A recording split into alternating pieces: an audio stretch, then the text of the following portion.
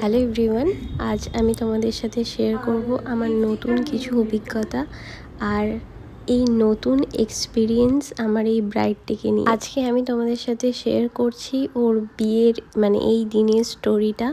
আর আমি প্রথমেই জেনে নিয়েছিলাম ও কীরকম কি মেকআপ চাইছে। এদিন আমার দুটো ব্রাইড ছিল, এটা হচ্ছে স্টুডিও ব্রাইড আর একটা ছিল লোকেশন। তাই আমি খুব তাড়াতাড়ি করে হেয়ার স্টাইলটা কমপ্লিট করে নিয়েছিলাম, যাতে আমার হ্যান্ডস অন্য লোকেশনে গিয়ে সাইড র্যাপিং অ্যান্ড ক্রিম্পিং এই সমস্ত টুকটাক কাজগুলো কমপ্লিট করে রাখতে পারে। আমার এদিনের এই ব্রাইডের স্টোরিটা খুব ইন্টারেস্টিং।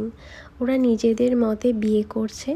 দাদাভাই কিন্তু আমার এই ব্রাইডটির জন্য সমস্ত কিছু পুঙ্খানুপুঙ্খ একটু একটু করে সুন্দরভাবে কিনে রেখেছে। তোমরা কমপ্লিট লুকটা দেখলে বুঝতেই পারবে কতটা যত্ন সহকারে ইচ অ্যান্ড এভরিথিং ওরা বানিয়েছে। আমার এই ব্রাইড সাজানোর অভিজ্ঞতাটা একদমই নতুন।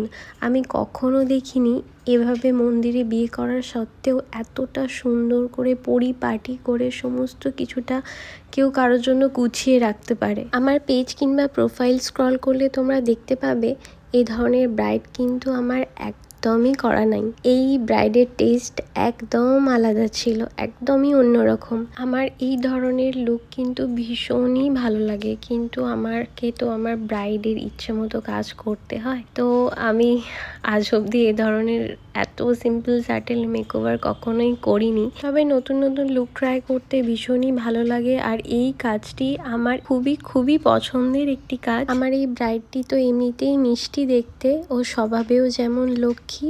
ওকে কমপ্লিট লুকটাতে দেখো, পুরো যেন লক্ষ্মী প্রতিমার মতো লাগছে। আর এই দেখো, বলেছিলাম না দাদাভাই ওর জন্য সব কিছু একটু একটু করে কত যত্ন করে সমস্ত কিছু অ্যারেঞ্জ করেছে। ও কিন্তু ভীষণ লাকি, তাই না? আমার এই একটু অন্যরকম ব্রাইডটিকে তোমাদের কিরকম লাগলো তোমরা অবশ্যই জানিও। তোমরা যদি চাও তোমাদের স্পেশাল ডেতে এরকম সুন্দরভাবে সেজে উঠতে আমাদের অফিসিয়াল নাম্বারে আমাদের সাথে কন্ট্যাক্ট করে নিতে পারো।